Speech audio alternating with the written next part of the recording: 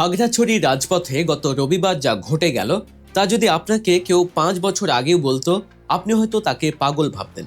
পাহাড়ের মারমা আর ত্রিপুরা সম্প্রদায়ের হাজার হাজার নারী পুরুষ তাদের ঐতিহ্যবাহী পোশাকে নেচে গিয়ে একটি দলের মিছিলে স্লোগান দিচ্ছে, যে দলটির নাম জামায়াত ইসলামী। হ্যাঁ, ঠিকই শুনেছেন। যাদের রাজনীতি আর পাহাড়ের সংস্কৃতিকে এতদিন উত্তর আর দক্ষিণ মেরু মনে করা হতো, আজ তারা একই মঞ্চে। কেন 54 বছরের চেনা সমীকরণ ভেঙে চুরমার হয়ে গেল? কেন পাহাড়িরা তাদের তথাকথিত সেকুলার বন্ধুদের ছেড়ে দাঁড়িপাল্লার নিচে আশ্রয় খুঁজছে? এটি কি শুধুই নির্বাচন, নাকি এর পেছনে লুকিয়ে আছে এক গভীর রাজনৈতিক বিপ্লব? আজকের ভিডিওতে আমরা উন্মোচন করব পাহাড়ের রাজনীতির এই অবিশ্বাস্য ইউটার্নের পেছনের আসল রহস্য। বাংলাদেশের রাজনীতিতে কিছু দৃশ্যকে এতদিন অসম্ভব বা কল্পনার অতীত মনে করা হতো, কিন্তু 2026 সালের নির্বাচনের আগে খাগড়াছড়িতে আমরা যা দেখলাম তা রাষ্ট্রবিজ্ঞানীদের সমস্ত থিওরিকে ভুল প্রমাণ করে ছাড়বে। রবিবার খাগড়াছড়ির রাজপথে মারমা এবং ত্রিপুরা জনগোষ্ঠীর হাজার হাজার মানুষ যখন জামায়াত প্রার্থীর পক্ষে গণমিছিলে অংশ নেয়, তখন বোঝা যায় পাহাড়ে এক বিশাল প্যারাডাইম শিফট বা রাজনৈতিক পট পরিবর্তন ঘটে গেছে। আজকের ভিডিওতে আমরা ব্যবচ্ছেদ করব কেন চাকমা মারমারা তাদের দীর্ঘদিনের পছন্দ আওয়ামী লীগ কিংবা আঞ্চলিক দলগুলো ছেড়ে জামায়াতের ইনসাফ বা ন্যায়ের পতাকা তলে আসছে। এটা কি শুধুই ভোট, নাকি 54 বছরের বঞ্চনার এক যন্ত্রণাদায়ক জবাব? চলুন পাহাড়ের রাজনীতির এই নতুন মেরুকরণের গভীরে যাওয়া যাক। প্রথমে আসা যাক এই ঘটনার গভীর তাৎপর্য নিয়ে। সাধারণত পাহাড়ের রাজনীতি নিয়ন্ত্রণ করত জনসংহতি সমিতি, জেএসএস। এর বাইরে ছিল ইউপিডিএফ আর জাতীয় রাজনীতির ক্ষেত্রে আওয়ামী লীগের একচ্ছত্র আধিপত্য। সেখানে জামায়াত ইসলামীর প্রবেশ ছিল প্রায় নিষিদ্ধ বা অকল্পনীয়। কিন্তু খাগড়াছড়িতে ত্রিপুরা ঐক্য ফেডারেশনের আহ্বায়ক এবং মারমা ঐক্য ফেডারেশনের নেতারা যখন জামায়াত প্রার্থী অ্যাডভোকেট ইয়াকুব আলী চৌধুরীর মঞ্চে দাঁড়িয়ে বক্তব্য দিচ্ছেন, তখন এটি আর নিছক কোনো নির্বাচনী সভা থাকে না। এটি হয়ে যায় একটি সোশ্যাল কন্ট্রাক্ট বা সামাজিক চুক্তি। বিশ্লেষকরা একে জামায়াতের ইনক্লুসিভ স্ট্র্যাটেজি বা অন্তর্ভুক্তিমূলক কৌশলের সবচেয়ে বড় বিজয় হিসেবে দেখছেন। জামায়াত প্রমাণ করতে পেরেছে তারা শুধু একটি নির্দিষ্ট ধর্মের দল নয়, বরং তারা মজলুম বা নিপীড়িত মানুষের দল। পাহাড়ের নেতারা যখন মঞ্চে দাঁড়িয়ে বলছেন দাঁড়িপাল্লা বিজয়ী হলে পাহাড়ে শান্তি ও নিরাপত্তা নিশ্চিত হবে, তখন বোঝা যায় জামায়াত তাদের ধর্মীয় এজেন্ডার চেয়ে নিরাপত্তা ও সুবিচারের এজেন্ডাকে সফলভাবে মানুষের কাছে পৌঁছে দিতে পেরেছে।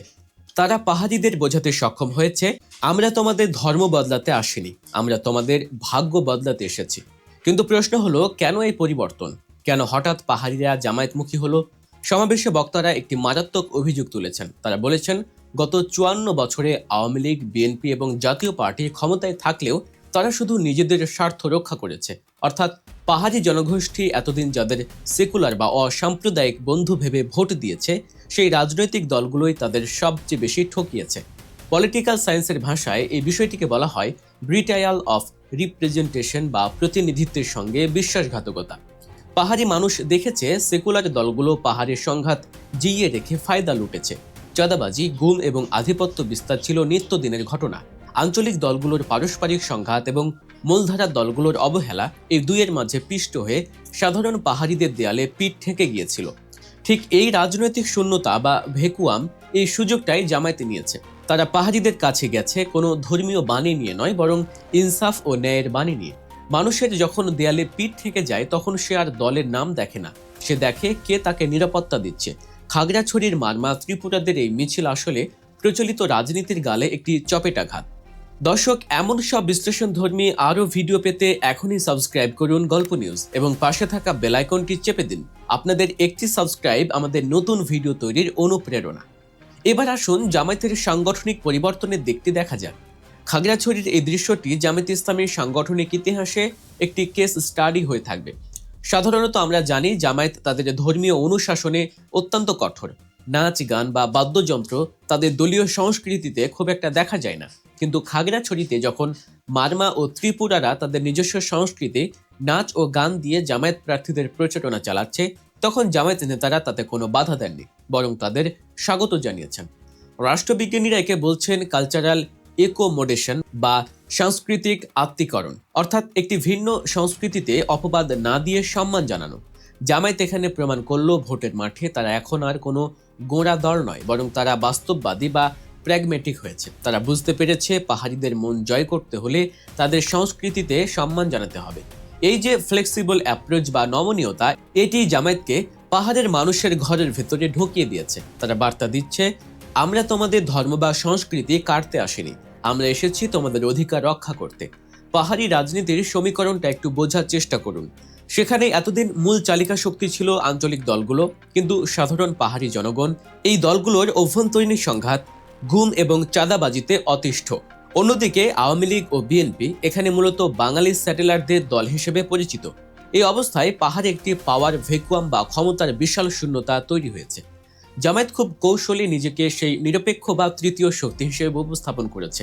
পাহাড়ি জনগণ দেখছে, জামায়াত ক্ষমতায় গেলে হয়তো আঞ্চলিক দলগুলো চাঁদাবাজি বন্ধ হবে এবং আওয়ামী বিএনপির মতো তারা পাহাড়ের জমি দখল করবে না। সমাবেশে মারমা ঐক্যের নেতা যখন জামায়াত নেতাদের পাশে বসেন, তখন এটি প্রমাণ করে পাহাড়ি জনগণ এখন অস্ত্রের রাজনীতি বাদ দিয়ে মূলধারা রাজনীতিতে ফিরতে চাইছে। আর সেই ফেরার মাধ্যম হিসেবে তারা জামায়াতকেই বেছে নিয়েছে, কারণ বাকিদের উপর তাদের আর কোনো আস্থা নেই। জাতীয় রাজনীতির জন্য এই ঘটনাটি একটি বড় সতর্কবার্তা। এতদিন আওয়ামী লীগ বা বাম দলগুলো দাবি করত সংখ্যালঘু এবং উপজাতিরা তাদের ফিক্সড ভোট ব্যাংক। তারা প্রচার করত যে ইসলামী দলগুলো ক্ষমতায় এলে সংখ্যালঘুদের দেশ ছাড়তে হবে। কিন্তু খাগড়াছড়ির এই গণমিছিল সেই ফেয়ার ন্যারেটিভ বা ভয়ের গল্পকে চুরমার করে দিয়েছে। যখন চাকমা, মারমা, ত্রিপুরারা নিজেরাই দাঁড়িপাল্লা নিয়ে মিছিল করে, তখন বোঝা যায় সংখ্যালঘুরা আর ব্লাফ বা ধোঁকাবাজিতে বিশ্বাস করে না। তারা দেখছে তথাকথিত সেকুলার দলগুলো 54 বছর ধরে তাদের ভাগ্যকে বদলানোর চেষ্টাই করেনি। জামায়াত যদি এই ট্রাস্ট বিল্ডিং বা আস্থার সম্পর্ক ধরে রাখতে পারে, তবে আগামী নির্বাচনে শুধু পাহাড় নয়, সমতলের হিন্দু, বৌদ্ধ, খ্রিস্টান ভোট ব্যাংকেও বড় ভাগ বসাতে পারবে তারা। এটি বাংলাদেশের নির্বাচনের মানচিত্রকে নতুন করে আঁকতে বাধ্য করবে। রাজনীতিতে শেষ বলে কিছু নেই। যারা জামায়াতকে সাম্প্রদায়িক বলে কোণঠাসা করতে চেয়েছিল, আজ সেই জামায়াতই পাহাড়িদের কাঁধে হাত রেখে সম্প্রীতির নতুন নজির গড়ছে। খাগড়াছড়ির এই পরিবর্তন কি সারা বাংলাদেশে ছড়িয়ে পড়বে? এটা এখন সময় বলে দেবে। তবে পাহাড় যে জেগে উঠেছে তাতে কোনো সন্দেহ নেই। তথাকথিত প্রগতিশীল রাজনীতির মুখোশ আজ পাহাড়ের খাদে পড়ে গেছে, আর উঠে আসছে এক নতুন বাস্তবতা। কাকে ভোট দিবেন? ইয়াকুব ভাইকে। দাঁড়িপাল্লায় কেন ভোট দিবেন? একটু সামোয়ারকে দর্শক, আপনি কি মনে করছেন জামায়াতের এই কৌশল কি পাহাড়ের শান্তি ফিরিয়ে আনতে পারবে, নাকি এটি শুধুই ভোটের রাজনীতি?